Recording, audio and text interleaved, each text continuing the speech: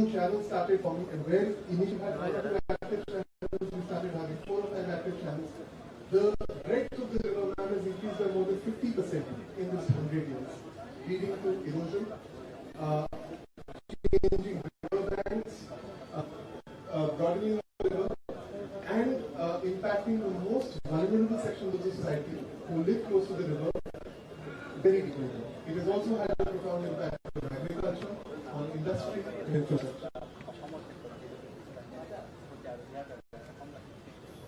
Ma'am, if we can see a small satellite picture of the Brahmaputra here, we can see which were created in recent years due to the broadening of the river. Alongside the impact of various sectors, it has a profound impact on the water transport sector as well. We carry 15 lakh people every year from the record of the water transport.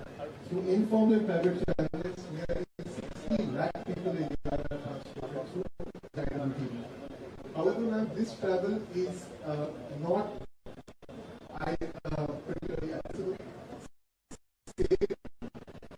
because channels and hearts are never they keep on weekly, monthly, and seasonal basis. As we can see, ad hoc systems have been created with hub shift on a daily basis and a weekly basis, and have to transition, and officials of the directorate and private individuals have to go through these areas. And this impacts the most vulnerable sections of the population the most, including the elderly and the disabled. Just as an example, ma'am, this is not just a problem of economically weaker sections. The luxury cruise vessel which we just inaugurated, the maiden vessel, this is how it used to take its passengers through Bangalore as well.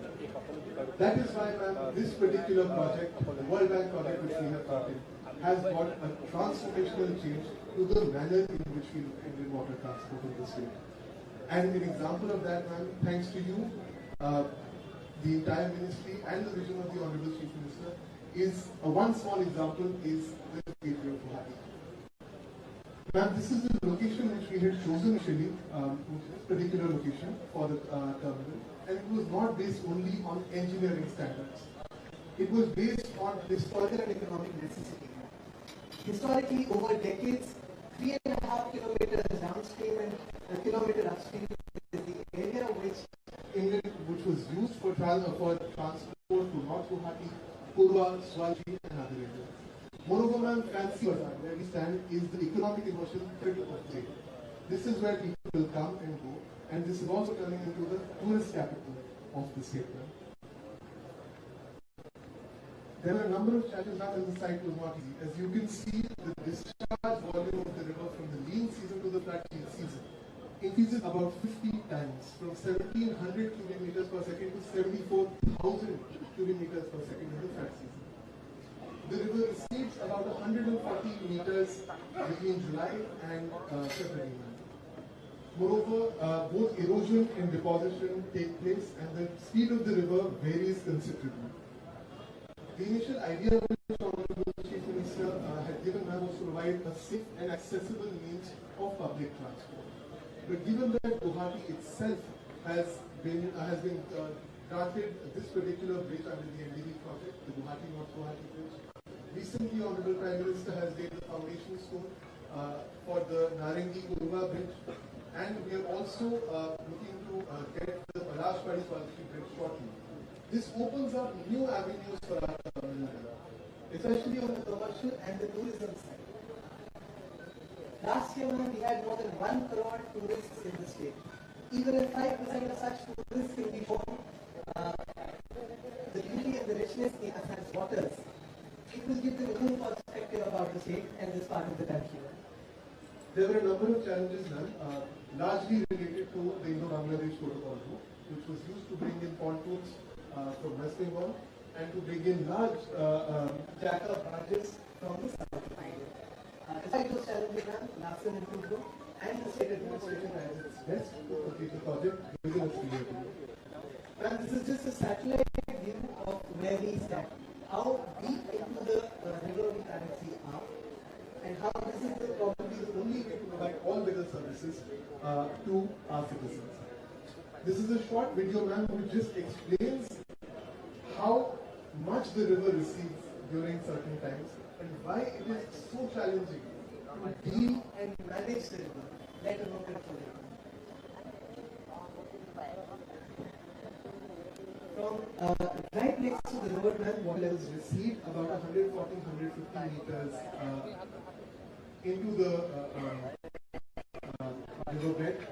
And this is how we have just come up with a terminal to provide all weather access, and we've accounted for challenges related to climate change as well. Now, these are the mechanics, and this is what makes the bridge unique. There are 4 intermediate dolphins, ma'am, and lake spans which lead us 180 meters into the river. As the level of the water rises, the link spans rise along the pines through rollers and hinges, and provide access to the pontoon to where we stand today, which is also a floating platform.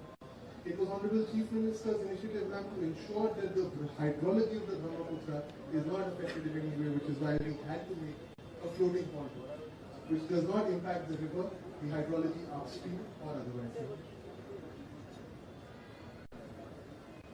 Ma'am, the project was developed at a cost of 305 crores, and we have recently gone on the Pvt Ltd and provided to considering providing it to a private party, which has proposed a revenue share of 24.11% to the government from revenue, not profit. And we feel that including the private sector would be a good way to improve the entire Indian water transport ecosystem in the state. And more than that, help us in creating MRO, Indian water shipbuilding, and cargo operations within the state. Largely, ma'am, as has already been mentioned, this is a hub in which will have multiple spokes across the state and perhaps even in the Bay of Bengal, where we can travel. And this will help open access to Majuli, Kaziranga, Dibrugarh, and a number of other tourist sites within the state. And we really hope, ma'am, that Assam, aside from being an industrial and knowledge hub, also becomes a tourism hub, which includes tourism through water as well. We are surrounded by China, Bhutan, and Myanmar from 3 sides. There is only a 50-kilometer corridor in Siliguri which connects